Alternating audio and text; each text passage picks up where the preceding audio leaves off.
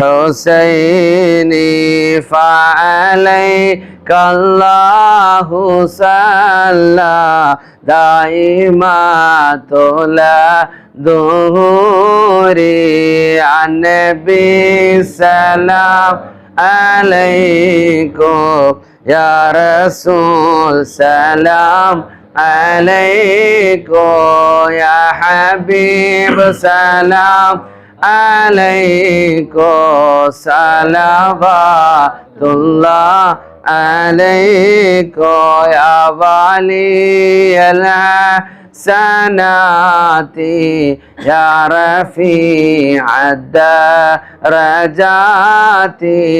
صلى الله على محمد صلى الله عليه وسلم كفيرا عني ذنوبي وغفيرا لسيئاتي صلى الله على محمد صلى الله عليه وسلم تغفر الخطايا والذنوب بالموبقات أنت ستار المساوي ومقيل العثرات صلى الله على صلى الله عليه وسلم لمسري وأخفى مستجيب الدعوات صلى الله على محمد صلى الله عليه ربنا ارحمنا جميعا لجميع الصالحات صلى الله على محمد صلى الله عليه وسلم ربنا ارحمنا جميعا لجميع الصالحات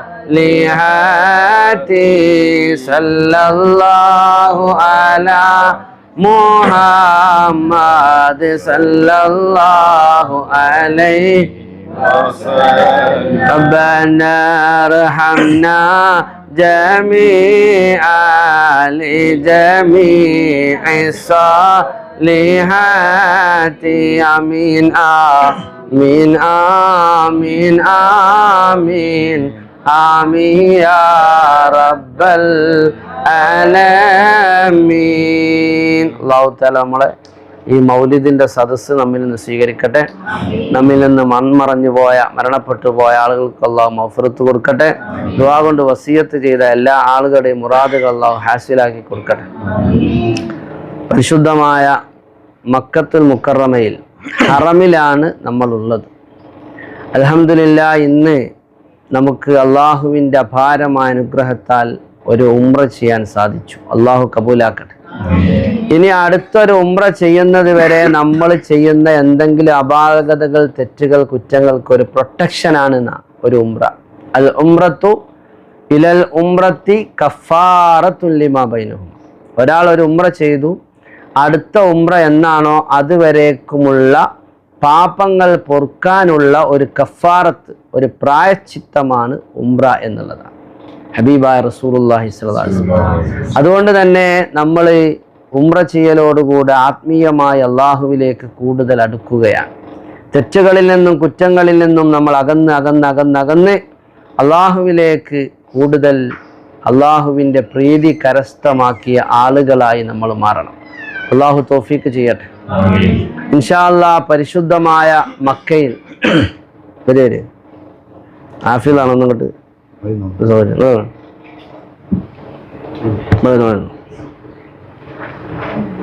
പരിശുദ്ധ മക്കത്തുൽ മുക്കറമയിൽ നമ്മൾ ജീവിക്കുമ്പോൾ ഇനി നമ്മൾ എന്തെല്ലാം കാര്യങ്ങൾ ശ്രദ്ധിക്കണം? ഇത് ഹറമാണ്. അള്ളാഹുവിൻ്റെ ഹറമിൽ എത്തിയ നമ്മളെ സംബന്ധിച്ചിടത്തോളം നമ്മളൊക്കെ വലിയ ഭാഗ്യവാന്മാരാണ്.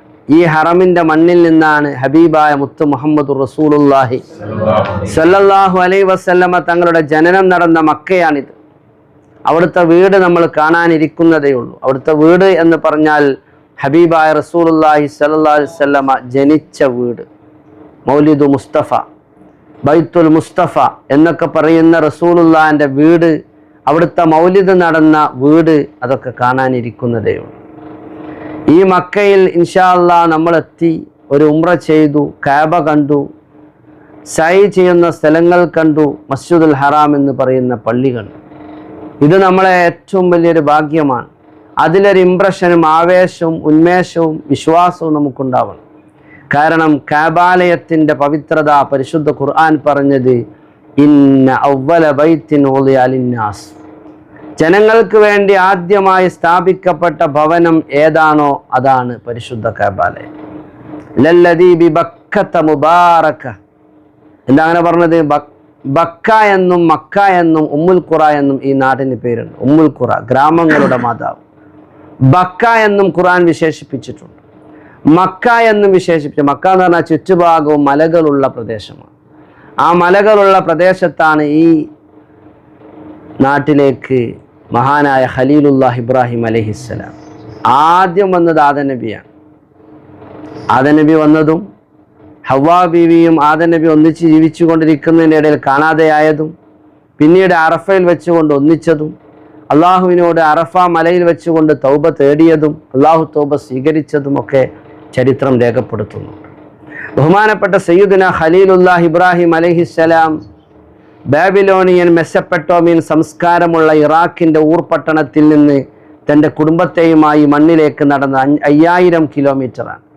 ജോർഡാനിലൂടെ, അമ്മാനിലൂടെ, ഫലസ്തീനിലൂടെ മഹാനായ ഖലീലുല്ലാഹ് ഇബ്രാഹിം നബി അലൈഹിസ്സലാം നടന്ന് ഈ കഅബയുടെ മണ്ണിലേക്ക് എത്തുകയാണ്. ഈ കഅബ അന്ന് നൂഹ് നബിയുടെ കാലത്ത് വെള്ളപ്പൊക്കമുണ്ടായി, അത് തകർന്ന് അത് മണ്ണിലിങ്ങനെ അമ്പി കിടക്കുമ്പോൾ അതിൻ്റെ ഫൗണ്ടേഷൻ ഉയർത്താൻ വേണ്ടി അതിൻ്റെ ലക്ഷ്യസ്ഥാനം അള്ളാഹു കാണിച്ചു കൊടുത്തത് സയ്യിദുന ഖലീലുല്ലാഹ് ഇബ്രാഹിം നബി അലൈഹിസ്സലാമിനാണ്. ചരിത്രമൊക്കെ നമുക്ക് ഇൻഷാ അല്ലാഹ് യാത്രയിൽ പറയാം. ഇവിടെ നമുക്ക് പറയാൻ നേരമല്ല. ഇന്ന് നമുക്ക് ഇൻഷാ അല്ലാഹ് ഹറം പള്ളിയിലേക്ക് മഗ്രിബ് ജമാഅത്തിന് വേണ്ടി നമുക്ക് പോകേണ്ടതുണ്ട്. വളരെ കുറഞ്ഞ സമയമാണ് നമ്മുടെ മുമ്പിലുള്ളത്. അപ്പോൾ അള്ളാഹുവിൻ്റെ അനുഗ്രഹപൂരിതമായ പരിശുദ്ധ കഅബാലയത്തിൻ്റെ മുറ്റത്ത് ഉള്ള അത്ഭുതങ്ങളെക്കുറിച്ച് ഖുർആൻ പറയുന്നത് ഫീഹി ആയാത്ത് എന്ന്. അവിടെ ചില അത്ഭുതങ്ങളുണ്ട്, ആയാത്തുകളുണ്ട്. ആയാത്തുകൾ, കഅബാലയത്തിൻ്റെ കഅബയുമായി ബന്ധപ്പെട്ട ആയാത്തുകൾ എന്താണ്? ഫീഹി ആയാത്തും ബയ്യിനാത്ത്, വ്യക്തമായ ആയാത്തുകൾ അവിടെയുണ്ട്. ഫീഹി ആയാത്തും ബയ്യിനാത്തുൻ മഖാമു ഇബ്രാഹിം, അവിടെയാണ് ഇബ്രാഹിം നബി അലൈഹിസ്സലാമിൻ്റെ മഖാമുള്ളത്. ആ മഖാമിൻ്റെ ബാക്കിൽ വെച്ചുകൊണ്ട് നമ്മൾ നിസ്കരിച്ചിട്ടുണ്ട്. തവാഫ് കഴിഞ്ഞാൽ ആ മഖാമിൻ്റെ ബാക്കിൽ വെച്ചുകൊണ്ട് നിസ്കരിക്കണം. അപ്പോൾ ഒരു ബയ്യിനാത്താണ് മഖാം ഇബ്രാഹിം. എന്താണ് മഖാം ഇബ്രാഹിം? ഇബ്രാഹിം നബി അലൈഹിസ്സലാം കഅബത്തിനെ നിർമ്മിക്കാൻ വേണ്ടി കല്ലുകൾ ഇങ്ങനെ ഇസ്മായിൽ നബി അലൈഹിസ്സലാം എടുത്തു കൊടുക്കുമ്പോൾ അതിങ്ങനെ വെച്ചിട്ട് പടവ് നടത്തി. ഏകദേശം അദ്ദേഹത്തിന് പറ്റുന്ന വിധത്തിലുള്ള ഹൈറ്റിൽ അത് ഉയർത്തി. പിന്നെ അവിടുന്ന് അങ്ങോട്ട് പൊക്കണം. കാരണം കഅബ ഏത് കാലത്തും നോക്കണം നിങ്ങൾ, നൂറ്റാണ്ടുകൾക്കപ്പുറത്ത് മഹാനായ ഇബ്രാഹിം നബി അലൈഹിസ്സലാം ചിന്തിക്കുന്നത് പല രീതിയിലുള്ള മനുഷ്യന്മാർ ഇവിടെ വരാനുണ്ട്. അങ്ങനെ വരുന്ന സമയത്ത് ഈ കഅബ ഒരു ചെറിയ കുട്ടിയെ പോലെ, നമ്മളെ വീടോ അല്ലെങ്കിൽ നമ്മളെ അതിൻ്റെ പോലെ ഒന്ന് നിൽക്കുക. അതിനൊരു പ്രത്യേക മോടിയും പ്രത്യേകമായ സൗന്ദര്യവും ലോകത്ത് എടുത്ത് കാണിക്കണം. ഇബ്രാഹിം നബി അലൈഹിസ്സലാം അതുകൊണ്ട് തന്നെ ആ കഅബം ഒരു മനുഷ്യൻ്റെ അല്ലെങ്കിൽ 2 മനുഷ്യൻ്റെ, ഒരു 3 മനുഷ്യൻ്റെ ഉയരത്തിലല്ല, അത്യാവശ്യം 27 ഉയരത്തിലേക്ക് ഉയർത്തണം. അങ്ങനെ ഉയർത്തണമെങ്കിൽ അതിന് അന്നത്തെ കാലത്ത് കോണില്ല, ലിഫ്റ്റില്ല, സംവിധാനങ്ങളില്ല. അങ്ങനെ പ്രയാസപ്പെട്ട് പടച്ചവനെ ഈ കഅബയെ ഭൂലോകത്ത് ഏറ്റവും ഉയർന്നു നിൽക്കുന്ന, ജ്വലിച്ചു നിൽക്കുന്ന അള്ളാഹുവെ നിന്റെ സംരംഭമാക്കണം, നിന്റെ ഭവനമാക്കണം, അതിനെ പറ്റുന്ന ഒരു കോലത്തിലാക്കണം എന്ന് ചിന്തിച്ചു കൊണ്ടിരിക്കുമ്പോഴാണ് അള്ളാഹു തആല ഇബ്രാഹിം നബി അലൈഹിസ്സലാമിൻ്റെ മുമ്പിലേക്ക് ഒരു കല്ല് സ്വർഗത്ത് നിന്ന് പറഞ്ഞേക്കണം. ആ കല്ലിങ്ങനെ തൻ്റെ മുമ്പിൽ വന്നു നിന്നു. ആ കല്ലുമൽ ഇബ്രാഹിം നബിയോട് കയറാൻ പറഞ്ഞ് ഇബ്രാഹിം നബി കഅബ നിർമ്മാണത്തിന് വേണ്ടി കല്ലിൻ്റെ മുകളിൽ കയറിയപ്പോൾ ആ കല്ലിങ്ങനെ ആവശ്യാനുസരണം ലിഫ്റ്റ് പോലെ ആവുകയാണ്. അത് താഴുകയും പൊങ്ങുകയും ചെയ്യും. അതാണ് മഖാം ഇബ്രാഹിം. ഇബ്രാഹിം നബി അലൈഹി സ്വലാമിൻ്റെ കാല് അവിടെ പതിഞ്ഞിട്ടുണ്ട്. ആ ശരിക്കും മഖാം ഇബ്രാഹിമിലേക്കൊന്നിങ്ങനെ സൂക്ഷ്മമായി നോക്കിയാൽ ഇബ്രാഹിം നബിൻ്റെ കാലവിടെ പതിഞ്ഞു കിടക്കുന്ന ഒരു പ്രവാചകന്റെ കാലുള്ള പ്രതലമാണ് മഖാം ഇബ്രാഹിം. അതുകൊണ്ടാണ് റസൂലുള്ളാഹി സ്വല്ലല്ലാഹു അലൈഹി വസല്ലമ പറഞ്ഞത്, ഇന്ന റുക്ന വൽ മഖാമ യാഖൂതത്തും യവാഖീത്തിൽ ജന്ന. സ്വഹീഹായ ഹദീസിൽ കാണാം, ഇന്ന റുക്ന, റുക്ൻ എന്ന് പറഞ്ഞാൽ റുക്നുൽ ഹജർ, ഹജറുൽ അസ്വദ്, വൽ മഖാം, മഖാം ഇബ്രാഹിം, യാഖൂതത്തും യവാഖീത്തിൽ ജന്ന, അത് സ്വർഗത്തിന്റെ മാണിക്യത്തിൽപ്പെട്ട ഒരു മാണിക്യമാണ്. സ്വർഗത്തിന്റെ മാണിക്യത്തിൽപ്പെട്ട ഒരു മാണിക്യമാണ് മഖാം ഇബ്രാഹിം, ഹജറുൽ അസ്വദ്. ഹജറുൽ അസ്വദ് ചുംബിച്ചാൽ ആ ഹജറുൽ അസ്വദ് അയാൾക്ക് സാക്ഷ്യം പറയും. ഹജറുൽ അസ്വദ് തൊട്ടാൽ ആ ഹജറുൽ അസ്വദ് അയാൾക്ക് സ്വർഗത്തിലേക്ക് സാക്ഷ്യം പറയും. ഹജറുൽ അസ്വദിനെ ഇഷാറത്ത് ചെയ്താൽ, ഇസ്തിസ്ലാം ചെയ്താൽ, ബിസ്മില്ലാഹി അല്ലാഹു അക്ബർ, ആ ഹജർ അയാൾക്ക് സാക്ഷി പറയും. ഓരോരുത്തർക്കും സാധ്യമാകുന്നത് ചെയ്യുക എന്നുള്ളതാണ്. മഹാനായ സയ്യിദുന ഖലീൽ, മഹാനായ സയ്യിദുന ഉമർ ബിൻ ഖത്താബ് റളിയല്ലാഹു അൻഹു ഹജറുൽ അസ്വദിന്റെ അടുത്ത് തിരക്ക് കൂടി വല്ലാതെ ബലപ്രയോഗം നടത്തുന്നത് കണ്ടപ്പോൾ അള്ളാഹുവിന്റെ റസൂല് പറഞ്ഞു, യാ ഉമർ ലാ തുസാഹം, ഉമറേ ഇന്നക ലഖവി റജുലുൻ ഖവി, നീ നല്ല ആരോഗ്യമുള്ള മനുഷ്യനാണ്. ലാ തുസാഹം, ഇവിടെ തിരക്കും ഇവിടെ ആളുകളെ ബുദ്ധിമുട്ടാക്കാനും പാടില്ല. ഒരു ഗ്യാപ്പ് കിട്ടിയാൽ നീ ചുംബിച്ചോ, അല്ലെങ്കിൽ നീ ആളുകൾക്ക് മാറിക്കൊടുക്കണം. ഇന്നക ലറജുലുൻ ഖവി, നീ നല്ല ശക്തനാണ്. അതുകൊണ്ട് ഇവിടെ മൽപ്പിടുത്തം പാടില്ല എന്ന് പറഞ്ഞ സ്ഥലമാണ്. അപ്പൊ നമുക്ക് സാധ്യമാകുന്ന വിധത്തിലൊക്കെ അവിടെ പോയി ഉപയോഗപ്പെടുത്തുന്നു. മഖാം ഇബ്രാഹിം ചുംബിക്കലല്ല, മഖാം ഇബ്രാഹിം തൊടാം. മഖാം ഇബ്രാഹിമിന്റെ ബാക്കിൽ നിസ്കരിക്കലാണ് ഇസ്ലാം നമ്മളോട് പറഞ്ഞു. വത്തഖിദു മിൻ മഖാം ഇബ്രാഹിമ മുസല്ല, ഇബ്രാഹിം മഖാമിന്റെ ബാക്ക് എന്താണ്? മുസല്ലയാണ്. ഇൻഷാ അല്ലാഹ് അതൊക്കെ നമ്മളെ കഅബാലയത്തിന്റെ തിരുമുറ്റത്തുള്ള മഹാത്ഭുതങ്ങളിൽപ്പെട്ടതാണ്. കഅബാലയത്തിന്റെ തിരുമുറ്റത്തുള്ള മഹാത്ഭുതങ്ങളിൽപ്പെട്ടതാണ് ഏത്? മഖാമു ഇബ്രാഹിം. ഫീഹി ആയാതും ബയ്യിനാതുൻ മഖാമു ഇബ്രാഹിം വമൻ ദഖലഹു കാന ആമിനാ വലില്ലാഹി അലന്നാസി ഹിജ്ജുൽ ബൈത്തി മൻ ഇസ്തതാഅ ഇലൈഹി സബീലാ. പരിശുദ്ധ ഖുർആൻ പരിശുദ്ധമായ കഅബാലയത്തെ കുറിച്ച് ആ ഉമ്മനൊരു സ്ഥലത്തിലെത്തിയാണ്. സീറ്റ് വന്നു, സീറ്റ് കൊടുക്കി, കുട്ടികളൊന്നും കഴിഞ്ഞു കൊടുക്കി.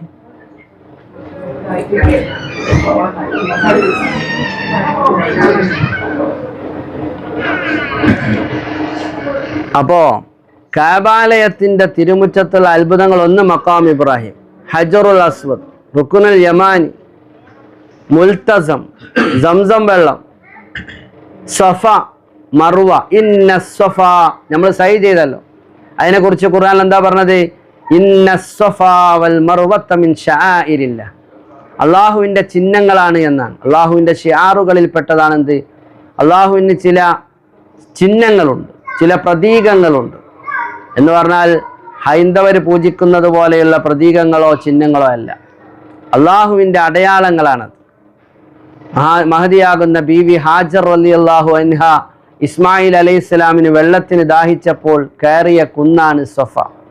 സഫയിൽ നോക്കിയപ്പോൾ വെള്ളം കാണുന്നില്ല, മർവയിൽ നോക്കിയപ്പോഴും വെള്ളം കാണുന്നില്ല. 7 തവണ നടന്നു, അതാണ് നമ്മൾ നടക്കുന്ന സൈ. അവസാനം പരിശുദ്ധ കഅബാലയത്തിന്റെ തിരുമുറ്റത്ത് കടത്തിപ്പോയതാണ് പൊന്നു ഇസ്മായിൽ അലൈഹിസ്സലാമിനെ. ആ കുട്ടി കാലിട്ടടിച്ച സ്ഥലത്ത് നിന്ന് ജിബ്രീൽ അലൈഹിസ്സലാം ഇങ്ങനെ ജറകിട്ടടിക്കുന്നു. അപ്പോൾ വെള്ളം ഇങ്ങനെ കാലിൻ്റെ ചോട്ടും ഒഴുകുന്നു. ഹാജറ ബീവി വന്നിട്ട് സംസം സംസം എന്ന് പറഞ്ഞാൽ അടങ്ങുക എന്ന്, അടങ്ങി സംസം. അതൊരു തടമായി കെട്ടി നിർത്തി. അവർ കുടിച്ചു, ഇസ്മായിൽ നബി കുടിച്ചു, ഹാജറ ബീവി കുടിച്ചു. ബാപ്പ 5000 കിലോമീറ്റർ റിട്ടേൺ ചെയ്തു. ബാബിലോണിയയിൽ നിന്ന് 5000 കിലോമീറ്റർ നടന്നെത്തിയ പിതാവ് ബാപ്പയെ, മകനെയും ഉമ്മയെയും ഒറ്റക്ക് തനിച്ചാക്കി. റബ്ബി ഇന്നി അസ്കൻതു മിൻ ദുരിയതി ബിവാദിൻ ഗൈറു ദീ സർ, ഒരു പുല്ലും പുഷ്പങ്ങളും മുളക്കാത്ത മൊട്ടൻ പാറൻ കുന്നുകളിൽ, ഈ മണലാരുണ്യത്തിൽ ഈ കുട്ടിയെ ഉമ്മയെ തനിച്ചാക്കി നടന്നുപോയ ആളാണ് ആര്? സയ്യിദുന ഇബ്രാഹിം. നടന്നിട്ട് ഹജ്ജിന് വന്നു, നടന്നിട്ട് മക്കത്തേക്ക് വന്നു. നമ്മളോ ഇത്രയും സൗകര്യത്തിൽ, വിമാനത്തിൽ, ഇവിടെ വന്നിട്ട് എയർ കണ്ടീഷൻ വാഹനങ്ങളിൽ നമ്മൾ യാത്ര ചെയ്യും. എന്നാലും നമുക്ക് കുറ്റങ്ങൾ കുറവുകളായിരിക്കും. എന്തെങ്കിലും ഒരു കുറവുണ്ടായാൽ നമ്മൾ ഇങ്ങനെ പറഞ്ഞുകൊണ്ടിരിക്കും. ഒരു വാട്സപ്പ് ഗ്രൂപ്പ് ഉണ്ടായാൽ ആ ഗ്രൂപ്പിൽ ഇങ്ങനെ മെസ്സേജുകൾ ഇങ്ങനെ പാഞ്ഞുകൊണ്ടിരിക്കും. എന്തെങ്കിലും ഒരു വിഷയം ഇവിടെ നിന്ന് പോകുമ്പോഴത്തേക്കും നാട്ടിൽ നിന്ന് ഇങ്ങോട്ട് ഉണ്ടാവും, അതിൻ്റെ റിട്ടേൺ ഉണ്ടാവും, അതിൻ്റെ ഒരു റിയാക്ഷൻ ഉണ്ടാവും. നമ്മളെ സ്വഭാവം അതാണ്. ഇന്നിപ്പോൾ വാട്സപ്പ് ഗ്രൂപ്പുകൾ തുടങ്ങിയാൽ പിന്നെ അതിലെന്താ പറയേണ്ടത് ചോദിച്ചോണ്ടി നിശ്ചയുണ്ടാവില്ല. മഹാനായ സയ്യിദുന ഖലീലുല്ലാഹ് ഇബ്രാഹിം നബി അലൈഹിസ്സലാം ആ കുഞ്ഞിനെയും ഉമ്മയെയും ഇവിടെ തനിച്ചാക്കുമ്പോൾ ഒരു സുഖ സൗകര്യങ്ങളും ഇല്ലാത്ത മണ്ണിൽ വന്ന് ഹജ്ജ് ചെയ്ത മഹാനാണ് സയ്യിദുന ഖലീലുല്ലാഹ്. നടന്നിട്ട് ഹജറുൽ അസ്വദ് അബി ഖുബൈസ് മലൻ്റെ ഉള്ളിലായിരുന്നു. ആ മല കരഞ്ഞു, ഞാൻ ഇവിടെ ഉണ്ട്, ഹജറുൽ അസ്വദ് ഇവിടെ ഉണ്ട്, അതൊരു അമാനത്താണ്, അത് തൽസ്ഥാനത്ത് സ്ഥാപിക്കുക എന്ന് മല കരഞ്ഞ് വിളിച്ചു പറഞ്ഞു എന്ന്. അങ്ങനെ ഇബ്രാഹിം നബി അലൈഹി സ്വലാം അവിടുന്ന് എടുത്തിട്ട് കൊണ്ടുപോയി സ്ഥാപിച്ചതാണിത്. ആ സ്വർഗത്ത് നിന്ന് ആദം നബി വരുമ്പോൾ കൊണ്ടുവന്ന 5 വസ്തുക്കളിൽ ഒന്നാണിത്, ഹജർ. അന്നത് വെളുത്ത കല്ലായിരുന്നു ഹജറുൽ അസ്വദ്. ഇന്ന് പോയി നോക്കൂ, 3 കീറുള്ള കറുത്ത കല്ല്. അന്ന് 3 കീറില്ല, പിന്നീട് കൊത്തി മുറിച്ചതാണ് ഹജറുൽ അസ്വദിനെ. അതൊരു ദുഷ്ടനായ രാജാവ് ചെയ്ത ക്രൂരമായ കൃത്യമാണ്. ഹജറുൽ അസ്വദ് 3 പീസാണ്. ആ 3 പീസും കറുത്തതാണ്. ആ കറുത്ത കല്ലായത് എങ്ങനെയാണെന്ന് റസൂലുള്ളാഹി സ്വല്ലല്ലാഹു അലൈഹി വസല്ലം പറയുന്നത്. ആ ഹജറുൽ അസ്വദ് കറുക്കാനുള്ള കാരണം സവ്വദത്തുഹു ഖത്വായ ബനി ആദം സന്തതികളുടെ തെറ്റുകൾ അതിനെ പോയി ചുംബിച്ച് അവരുടെ പാപഭാരങ്ങൾ ഏറ്റെടുത്ത് ഹജർ കറുത്തുപോയി. അതാണ് ഹജറുൽ അസ്വദായി മാറുന്നത്. ഏതായിരുന്നാലും അതൊക്കെ കഅബാലയത്തിൻ്റെ മുറ്റത്തുള്ള എന്താണ്, അത്ഭുതങ്ങൾ ആണ്. ഇവിടെ അത്ഭുതങ്ങളെ നടക്കുള്ളൂ. ദുആഇന് ഇജാബത്ത് അടിക്കടി കിട്ടും. പറഞ്ഞത് പടച്ചോൻ കേൾക്കും. അതുകൊണ്ട് നമ്മൾ പിന്നെ അലസരായിട്ടും അശ്രദ്ധരായിട്ടും സഞ്ചരിക്കേണ്ട സ്ഥലമല്ല. റൂമിലാണെങ്കിലും നടക്കുമ്പോൾ ഇരിക്കുമ്പോഴൊക്കെ പ്രാർത്ഥന കൊണ്ട് ധന്യമാക്കുക. പരിശുദ്ധമായ കഅബ മക്കയിലെ ഹറം പള്ളിയിലേക്ക് പോകുമ്പോൾ ഇവിടുന്നാണ് നടന്നു പോകാൻ കുറച്ച് ദൂരമുണ്ട് വിചാരിച്ചിട്ട് നമ്മൾ ഒരിക്കലും ഇങ്ങനെ അതും പറഞ്ഞു നടക്കുകയല്ല. നമ്മൾ കുറച്ച് ഒരു തസ്ബീമാലെടുത്തിട്ട് 1000 ദിക്റാട് ചെല്ലുക. ഒരു ദിക്റിന് 1,00,000 കൂലി, ഒരു സലാത്തിന് 1,00,000 കൂലി. മുമ്പത്തെ പോലെയല്ല, ഇന്ന് ഹറം നിബിഡമാണ്. പണ്ടത്തെ പോലെ ഹറമിൻ്റെ മുറ്റത്തൊന്നും ഇന്ന് റൂമുകളില്ല. ഒരു 10 വർഷം മുമ്പ് ഞാൻ വന്ന സമയത്ത് നല്ല റൂമും ബിൽഡിങ്ങും ഒക്കെ ഉണ്ടായിരുന്നു. പക്ഷെ അതൊക്കെ പൊളിച്ചു മാറ്റി. ശ്രദ്ധിക്കണേ, അതൊക്കെ പൊളിച്ചു മാറ്റി. ഇപ്പോൾ പല ഇതേപോലെ ഇങ്ങനെ കുറച്ചങ്ങോട്ട് കയറാണ്ടാവും, കുറച്ചിങ്ങോട്ട് കയറാണ്ടാവും. ഇനിയിപ്പോൾ നിരന്ന ഭൂമിയിലൂടെ പോകുന്ന സ്ഥലമുണ്ട്, ഇവിടെ ബീർബലിയിലാന്നാണ്. അവിടെ നല്ല ഹോട്ടലൊക്കെ കിട്ടും. പക്ഷെ ഇവിടത്തേക്കാൾ 400 മീറ്റർ പിന്നെ നടക്കണം. അജിയാദിൽ അങ്ങോട്ട് പോയാൽ നല്ല ബിൽഡിങ്ങും നല്ല ഹോട്ടലും കിട്ടാണ്ട് വലിപ്പമുള്ള. പക്ഷേ അതിൻ്റെ വിഷയം എന്താണ്, നമ്മൾ കുറേ അങ്ങോട്ട് കയറി നടക്കണം. ഇത് നമുക്ക് ബാങ്ക് കൊടുത്തു പോയി അവിടെ ഇറങ്ങിയാൽ ആ പള്ളിൻ്റെ അടുത്തെത്തി. പക്ഷേ ചില ബുദ്ധിമുട്ടുകളൊക്കെ ഉണ്ടാവും. പണ്ടത്തെ പോലെ എല്ലാ സൗകര്യങ്ങളും ഇന്നും ഉണ്ടാവില്ല. കാരണം ഹറമിൻ്റെ പരിസരത്തുള്ള എല്ലാ ബിൽഡിങ്ങുകളും പൊളിച്ച് ഏറ്റവും വലിയ ഹറമിൻ്റെ അടുത്തുള്ള ബിൽഡിംഗ് എന്ന് പറഞ്ഞാൽ ക്ലോക്ക് ടവറാണ്, അൽ ബുർജുസ. പിന്നെ മറ്റൊന്നുള്ളത് മക്കാരി, ഇവിടെ ഇറങ്ങിപ്പോണ ഹോട്ടലാണ്. അതിനൊക്കെ എന്ത് വേണം, വലിയ വാടക കൊടുക്കണം. അപ്പം നമ്മളെ മലയാളികൾക്ക് കാര്യം ചെയ്യാം. വലാ റഫസ വലാ ഫുസൂഖ വലാ ജിദാല ഫിൽ ഹജ്ജ്. ഹജ്ജ് ഉംറക്ക് പോകുന്ന മനുഷ്യരൊരിക്കലും തർക്കിക്കാനേ പാടില്ല. വലാ റഫസ, അനാവശ്യ വർത്താനം ചിന്തകൾ പാടില്ല. വലാ ഫുസൂഖ, തമ്മാടിത്ത സ്വഭാവം പാടില്ല. വലാ ജിദാല, തർക്കമേ പാടില്ല.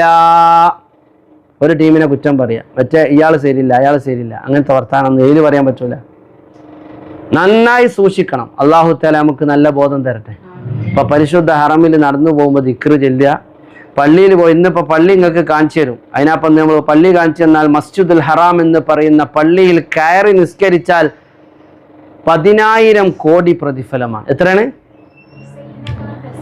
10,000 കോടി പ്രതിഫലം. എത്രയാണ് പ്രതിഫലം? നിങ്ങൾ മനസ്സിലാക്കി, 1,00,000 കൂലിയല്ല. എത്ര? മസ്ജിദുൽ ഹറാം. പല ആളുകൾ മനസ്സിലാക്കിയില്ല.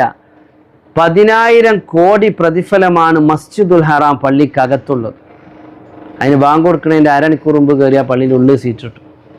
ബാങ്ക് കൊടുക്കുന്നതിൻ്റെ കുറേ കഴിഞ്ഞ് പോയാൽ അതിനനുസരിച്ചാണ് ഉണ്ടാകുക. ഇപ്പോൾ റോട്ടുമ്മൽ പോയിട്ടുണ്ടെങ്കിൽ മുറ്റത്ത്, റോട്ടുമെന്നായാലും റൂമിൽ നിന്നായാലും മസ്ജിദുൽ ഹറാമിൻ്റെ മുറ്റത്തുനിന്നായാലും ഒക്കെ ഒരു കൂലിയാണ്. അതെന്താ? 1,00,000. മസ്ജിദുൽ ഹറാം എന്ന് പറയുന്ന പവിത്രമായ പള്ളിയിൽ കയറിയാൽ 10,000